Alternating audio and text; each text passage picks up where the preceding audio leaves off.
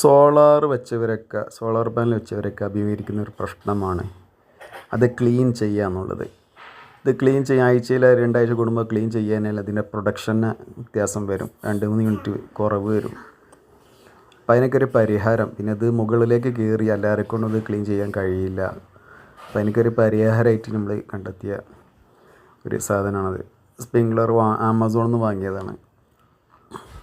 അപ്പോൾ അത് 3/4 ഇഞ്ച് പൈപ്പിൽ നമ്മൾ മൊത്തം ഓരോ പാനൽ 2 പോയിൻ്റായിട്ട് കൊടുത്തിട്ടുണ്ട്. അത് കൊടുത്തിട്ട് നേരെ 3/4 പൈപ്പ് തന്നെ ചെയ്തിട്ടുള്ളത് ടോട്ടലി.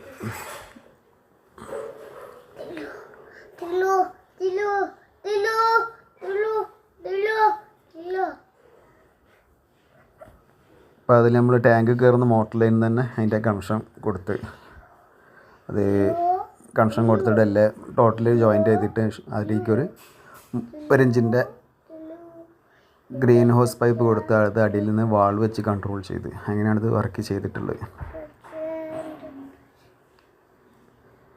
ഓക്കെ, അപ്പോൾ ഇത് മുകളിലേക്ക് കയറേണ്ട ആവശ്യമില്ല.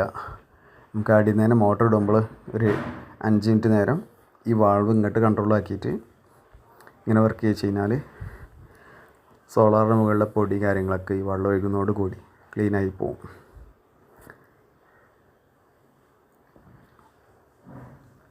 ഒരു എച്ച് പി മോട്ടർ വേണ്ടി വരും പ്രഷർ കിട്ടണമെന്നുണ്ടെങ്കിൽ.